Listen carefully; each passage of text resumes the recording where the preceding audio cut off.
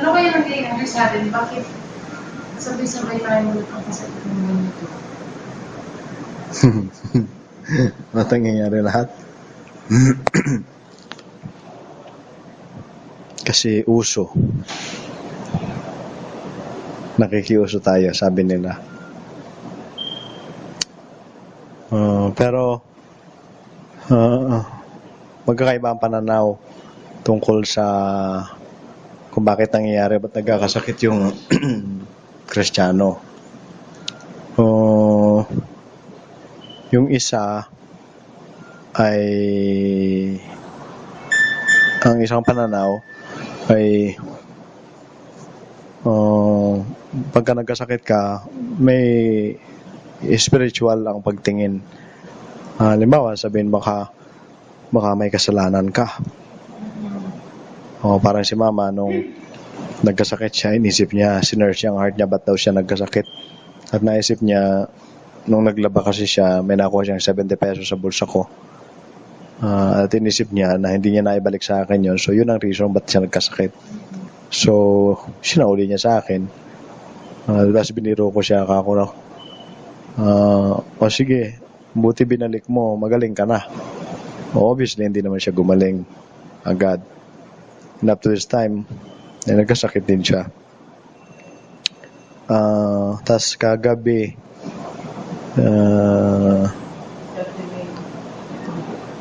hindi, nung Sunday pala, nagbiruan. Although biro lang naman yun. Mga may curse. Tas nagtawanan kasi mga may curse. Obviously, hindi natin pinansin seriously yan. Pero mayroong mga tao ng pananaw nila kaya nagkasakit yan. Maybe may parusa ang Panginoon, may sumpa na kailangang i-break. Ang iba naman pananaw ay yung spiritual attack. Na kaya ka nagkasakit kasi our enemy is attacking us. We're under attack. So, kaya ka siguro nagkasakit kasi inatake ka at bababa ang guard mo spiritually. At what you need to do is to engage in spiritual warfare so you can overcome yung spiritual attack na yon and eventually overcome your sickness. And if you're aware all the time of the spiritual realities na merong spiritual warfare, then you should not get sick. Kasi on guard ka all the time. Parang yung kausap natin kagabi na nagkasakit ang husband niya. At ang reason ay, according to her, ay spiritual attack. Or hindi actually spiritual attack ang ginamit niya. Parang sinabi niya na the Lord is purging you, parang cleansing you. So maybe in her mind ay maybe she represents yung mindset ng ibang tao din na kaya lang tao nagkakasakit kasi may ginagawa sa kanyang Panginoon. Dinidil siya ng Panginoon sa isang area ng kanyang buhay. Tapos ang question doon ay ano yung tamang pananaw? Ano yung tamang pananaw doon? Excuse me.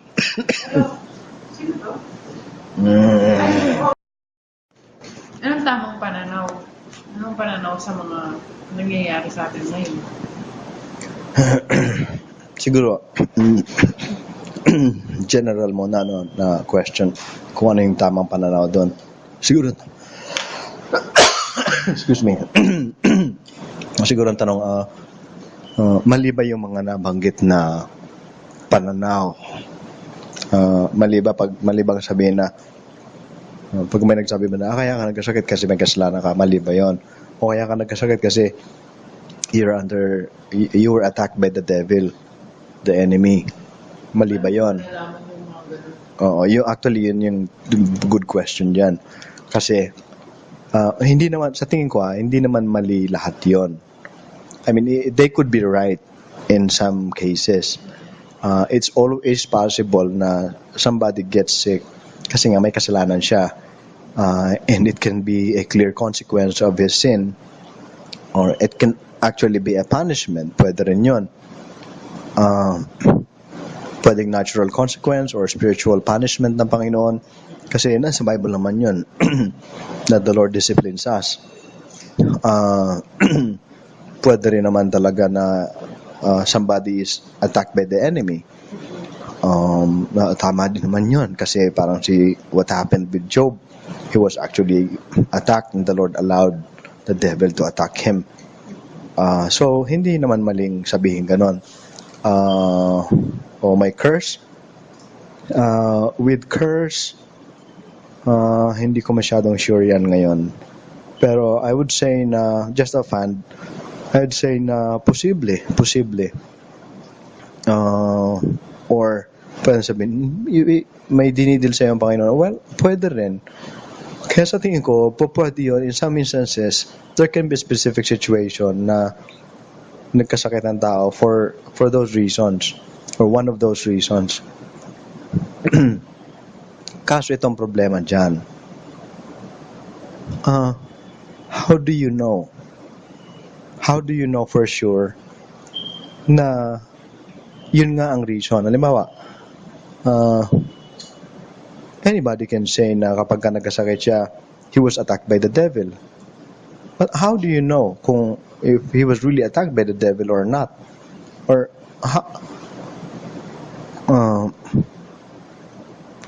paano nangyayari na some Christians who are clearly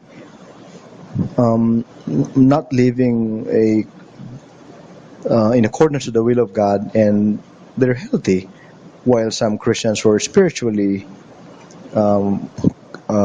spiritual and mature, serving the Lord, bakit sila tinamaan ni Satan? Of course, anybody can say na kung ano yun. Anybody can interpret. Kung if you take the spiritual way of seeing this sickness, anybody can just say na ganito yan, ganyan. Anybody can come up with his own interpretation. But there's really no way to prove na tama, accurate ang interpretation. So tingin ko, if ever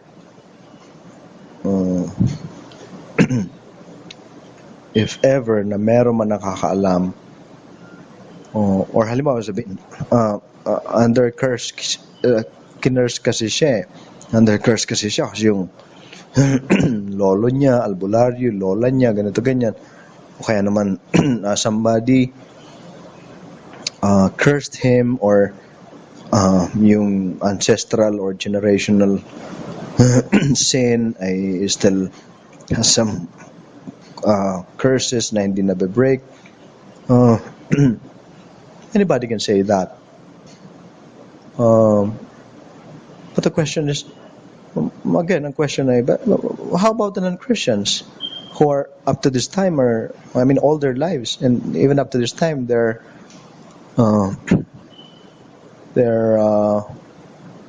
not living in accordance to the will of God, and yet they're healthy. Are they not under curse? So, it can always be questioned. Anybody's interpretation can be questioned. And at this point, there's really, pagka ganun ang pananaw, there's really no way to prove or to validate kung ang isang interpretasyon ng pagkakasakit ay tama o mali. Yun. So, I'd say na posible, pero ang mahirap dyan,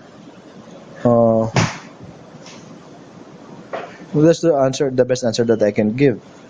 Maybe, but there's really no assurance para sabihin yan nga ang reason. Kung check mo sa reality ngayon, anong klaseng at it is a part of spiritual attack. Alin, itong nangyayari sa atin? Nangyayari sa atin ngayon. Spiritual attack ba to o result ba to ng nagawa natin sin? Anong Oo. interpretation natin sa mga nangyayari sa atin ngayon? Kasi sunod-sunod tayo mga nagkakasakit sa church And specifically sa isang group pa, like sa atin, sa photos. Well, siguro i-set lang natin muna ng straight.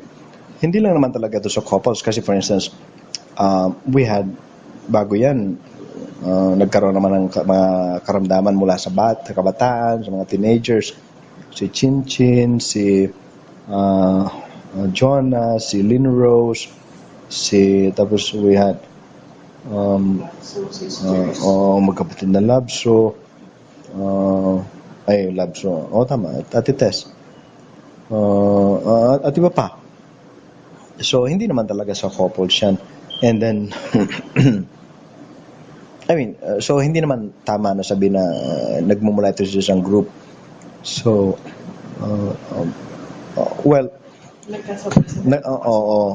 so kaya pa pwedeng isipin bakit ganun. Siguro ang question ay why is it happening sa buong TCBC na parang na maramit nagkasunod-sunod at halos nangyayari sabay-sabay halos. Pwede tayong mag-offer ng answer siguro dyan. At ang answer again, pwede kang kumuha ng sagot dun sa mga nabanggit natin kanina. Pero I'd like to offer another answer that I think is more biblical and more logical and can be defended easily sa tingin ko.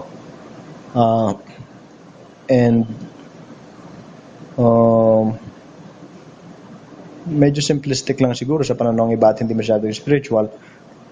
Pero let's see it. I'll give it a try. Ganito yun.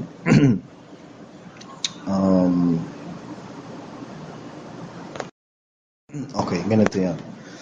Ito yung alternative na paningin. Initially, ito lang nasa isip. It could change, no? Well, unang-una, isipin natin na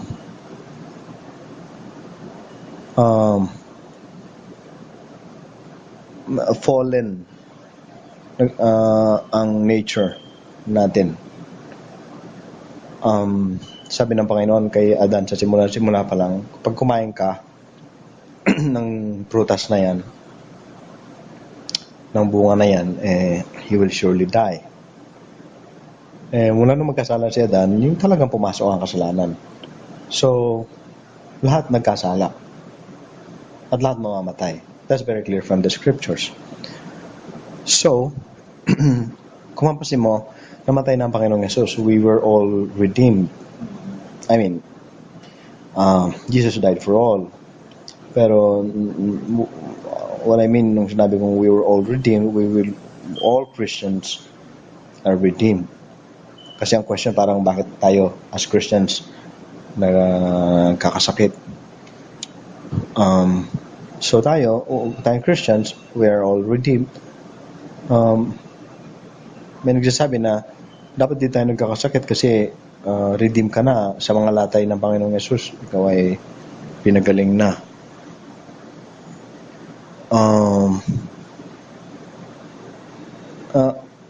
Ang problema doon, una, yung batayan ng pananaw na yon, yung text na yon should be studied, yung context kasi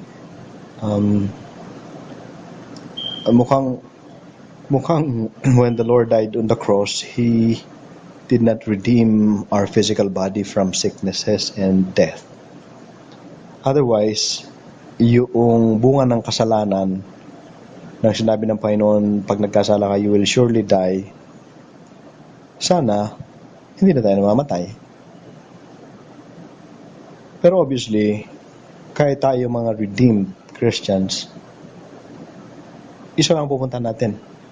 At pareho ang pupuntahan natin doon sa mga hindi Kristiyano. We're all going to die. So,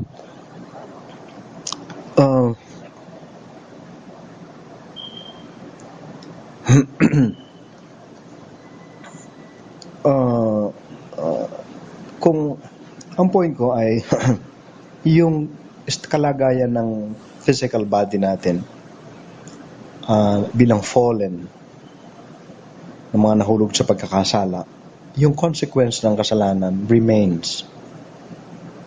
Ibig sabihin yan, itong katawan natin ay nananatiling nakatakda sa kaparusahan ng kasalanan, ng kasalanan, which is death. Physical death. Kahit na niligtas na tayo ng Panginoon. Obviously, there are many reasons to die. At sa tingin ko, ang kamatayan ay yung ultimate na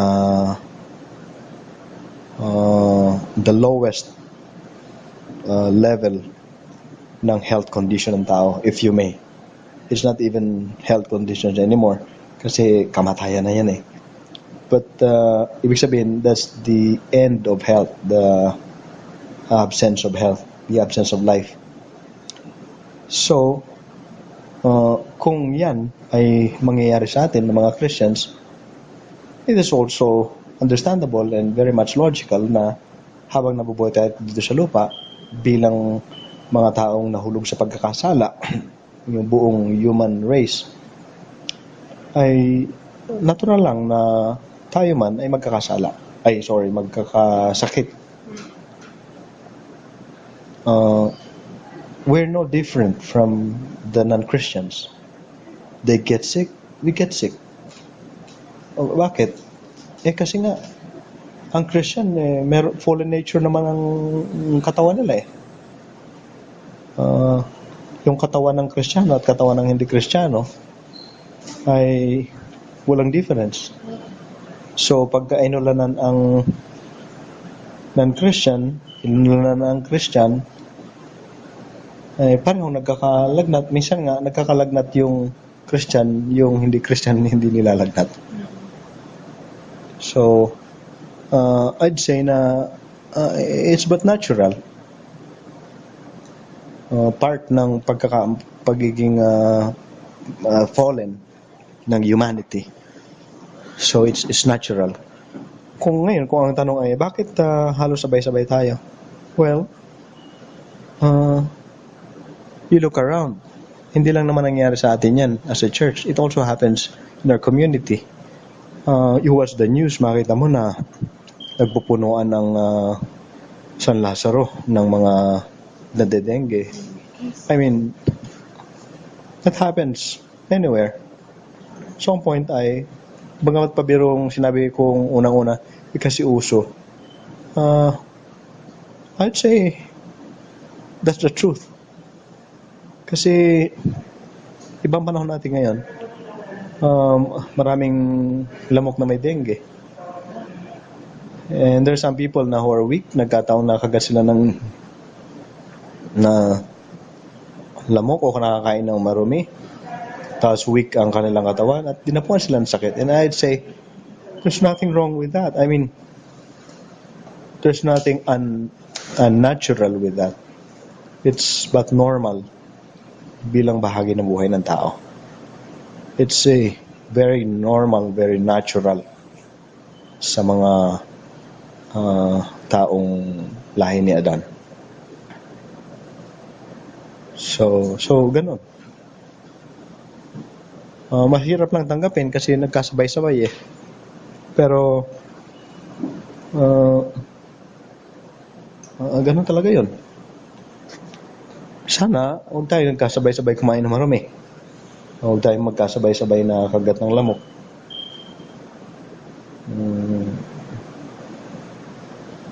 So sa tingin ko ganun yun. Ano naman sinasabi nito po yung husband niya? Yung purging? Ayun, ganito yun. kung mayroon mang ibang pananaw, halimbawa, kung sasabihin, hindi, sa tingin ko, hindi dahil nakakain siya ng marumi, kundi hindi siya dahil nakakain siya ng marumi, kaya siya nagtae, kundi, pinililinis siya ni Lord. Well, if that's the case, that can be your own interpretation, and there's no way for anybody to prove or disprove that. It's your own personal interpretation, and you cannot even prove that. Paano masasabing biblical yun? Biblical? Yun ang mahirap dyan. Kasi no one can really prove from the scriptures na kaya nangyari sa yan kasi ganito. There's really no way to prove that from the scriptures unless you twist the scriptures, which is the common problem. So yun. Hindi kaya yung related sa church activity natin na Lord's Supper? Related sa Lord's Supper? Supposedly ba gagawin natin? Cancel. Ano? Saan? Na-cancel? So ano yung sabihin? Ayaw ni Lord na gawin natin yun? Siguro. Hindi kaya gano'n? Or piniprevent na tayo? No, again, ang sagot ko dyan ay maybe. Kasi, if I would go back to the scriptures, I cannot really prove if I say na the Lord did not want us to do the Lord's Supper ngayon, or maybe ayaw ng Panginoon ng change na ginagawa natin regarding the Lord's Supper. There's really no way for me to prove na yung ganyang pananaw using the scriptures or coming from the scriptures. Wala.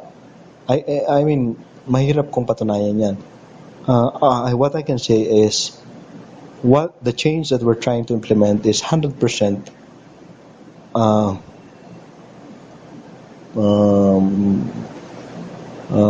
scriptural. Kasi command ng Panginoon that we observe the Lord's Supper. And if you go back to the scriptures again, the way we do it now, yung traditional, mga malilit na kupita, mga ganyan, yung ritual, is not really the biblical pattern. So now we're changing it into the biblical. I don't see any reason to say na the Lord would keep us from implementing that change in the church. So I have more reason to say, I have more reason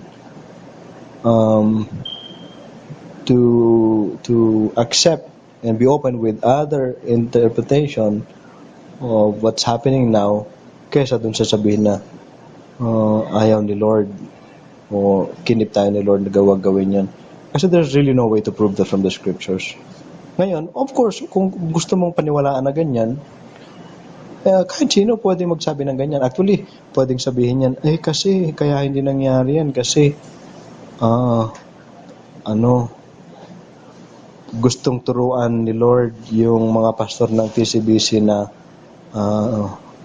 bigyan ng pagkakataon si Pastor Abdal na siya naman na mag-speak sa maliwalo. Pwedeng ganun ang interpretation. Or pwede sabihin, kasi gusto ni Lord na matuto ang mga pastors na sila ang mag-aral kahit wala si pastor. Pwede ba?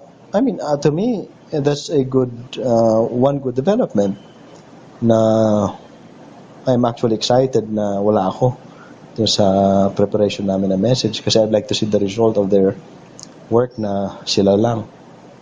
But again, I cannot prove that from the scriptures. That can be my own interpretation. And you may agree, you may disagree with me, and there's no way for us to agree on one interpretation. There's no point of argument kasi wala tayong panggagalingan na isa lang, isang batayan lang. Yun ang problema doon. Kapag if you come up with your own interpretation, if you have 100 members or 100 people trying to interpret an event or an incident, you can have the same number of different interpretations, unless you agree na you would interpret a situation from the general principles that you see from the scriptures. Nagsasabi ko, yun nga, part yan ng fallen nature ng tao. So don't be surprised Sa katunayan, hindi lang natin dapat tanggapin na pati Kristiyano nagkakasakit, dapat natin tanggapin na pati Kristiyano mamamatay.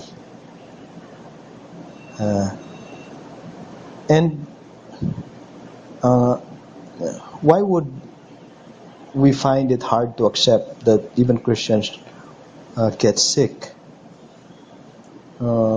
Bakit mahirapan tayong tanggapin yun? Tanggap ka natin mamamatay tayo.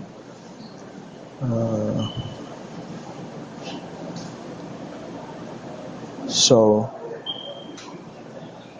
ganun yun. Of course,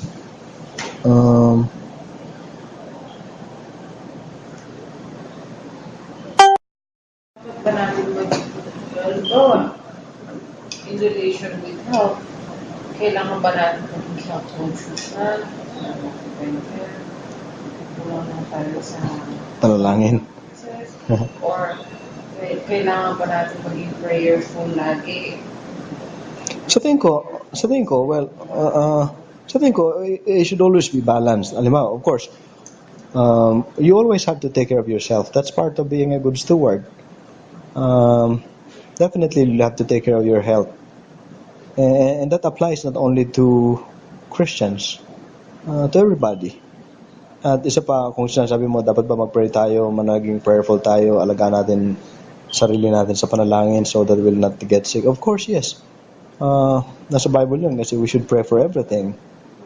And certainly we should pray not only be healthy but trust the Lord.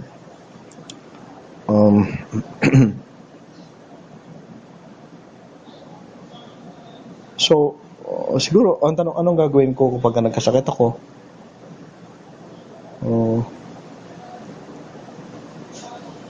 Well, siguro pag nagkasakit ka, panalangin mong pagalingin ka ni Lord. Pangalawa, pumunta ka sa doktor, magpagamot ka. Naniwala ka na magkano kung magaling Of course, kasi alam mo, hindi dapat pinaghihiwalay ang spiritual sa physical. Kasi nga, tao tayo, isa tayo eh. Of course, meron tayong spiritual aspect, physical aspect, pero you don't say na there are two Ronel. There's only one Ronel, and I'm both spiritual and physical.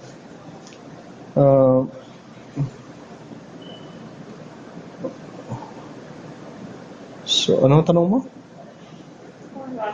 Kaya kailangan natin maniwala na gagamitin din sa mga doktor para pagalingin tayo. Oo, tama yun yung sinasabi ko. Yun. Kasi, ganito yun. Akala kasi ng iba, kapag you consider yung physical aspect, parang you sound unspiritual. Pero maling pananaw yun sa tingin ko kasi nung nilikha tayo ng Panginoon, merong natural law ang siyang nilikha. At hindi yun, pag sinabing natural law, hindi yun parang evolution, nagmumula sa pananaw ng evolution na hindi naniniwala sa Diyos na ang mundo ay may sariling batas o law, natural law. Yung natural law ay nilikha ng Panginoon. Nung nilikha ng Panginoon ang buong mundo, kasi with that ay merong natural law. At yung natural law na yun ay designed by God. So it's wrong to say na if it's not if it is physical or natural, it's not spiritual. Galing sa Diyos ang lahat. Alam mo, for instance, yung law of gravity, umakyat ka sa puno, tapos nagpatihulog ka. Don't blame God or don't blame anybody. Nilikha ng Diyos yan eh. Don't ask yourself or don't ask God kung ba't ganito nangyari sa akin. It's natural and it's God-given. So, ano yan? O kaya pagka nagkasakit ka, pumunta ka sa doktor, magpagamot ka. Hindi ibig sabihin yan, hindi ka spiritual. Kasi you acknowledge na nung nilikha ka ng Panginoon, merong sistema ang katawan mo. Ang sistemang yon, mga batas ng katawan mo ay galing sa Diyos. At yung mga pinag-aralan ng mga siyentipiko, mga doktor, halimbawa, ay galing sa Diyos yan na pag-aaral sa pagkalikha ng Diyos. At lahat ng kanilang mga medisinang nagawa, mula din sa nilikha ng Panginoon. God has provided all those medicines, and God has blessed us with wisdom and technology. Lahat galing sa Panginoon yan, and we're just utilizing what God has provided in His creation. And I think that's dependent pa now, and I don't see that as pure natural. It's both natural and spiritual. So certainly we should utilize all physical and natural, all available resources or solution na meron tayo ngayon, and keep on praying, kasi we acknowledge God in every area of our lives. So anong dapat natin gawin? Number one, mamuhay tayo na nagtitiwala lagi sa Panginoon, and always calling upon God, trusting Him, because He's the source of life, the sustainer of life. So let's all pray and keep on praying that God would bless us with good health, despite the fact that we know that we are eventually dying. So magtiwala at manalangin lagi sa Panginoon, because He's the sustainer of life. Pangalawa, let us do everything we can to take care of our bodies. Be good stewards of life. Huwag nating sirain ang katawan natin. Huwag tayong kumain na marumi. Huwag tayong magpakagat sa lamok kung maaari, hanggat maaari. Maglinis tayo ng paligid natin. Tayo mag-abuso sa katawan. And let's eat healthy. Live healthy. Exercise regularly. Yung mga normal na ganyan. Excuse me. And then, if ever na magkasakit tayo, let's pray for healing. Ask the Lord, the sustainer of life, to heal us. And let's see a doctor so that we can be treated.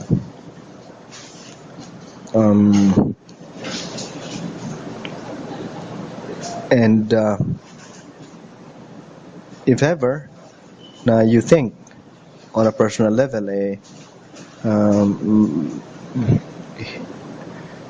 yung nature ng karamdaman mo is not really physical kundi spiritual, that's for you to determine. That's for you to that's your personal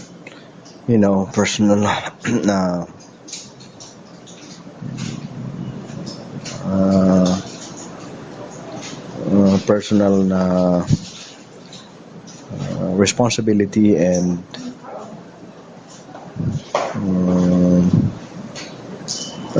maybe opinion and faith, conviction, and you can never impose that on somebody else. You can never say you get sick. If you think that you personally get sick because of sin, you can never say that your brother or sister who is also sick, katulad mong may kasalanan din. You can never say that. You can never interpret or judge somebody Kasi there'll be no basis. And chances are you'll be wrong. So, ang point ay kung paano ang kamatayan ay tanggap natin na mangyayari sa ating lahat kahit Kristiyano tayo dahil yan ay bunga ng pagkakasala ni Adan, ni Eva. Dapat tanggap din natin na ang karamdaman ay bahagi din ng buhay natin sa mundong ito. Bunga din ng pagkakasala. Ang mga karamdaman ay maliliit lamang na mga senyales na tayo ay mamamatay. At ang katawan natin sa lupang ito ay hindi pang matagalan. Kaya sabi ni Paul na nananabik tayo sa panibagong tahanan natin, panibagong katawan. And we're groaning habang nandito tayo. In fact, the whole creation is groaning. Tayo ay groaning at ayaw na natin. Gusto na natin na mapalitan. So, ang tanggapin natin is natural. It's part of the earthly life, fallen nature. Earthly life, yung sickness.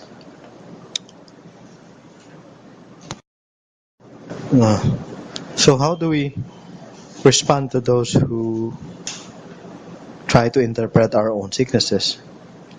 And to those who not only interpret but also almost judge us. Well, siguro, let's just be polite.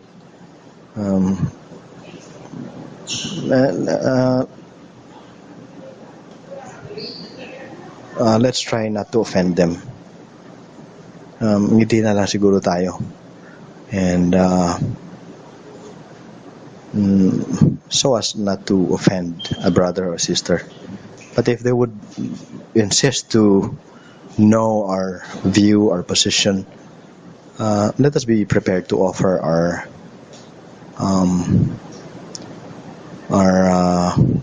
opinion, our perspective based on the scriptures.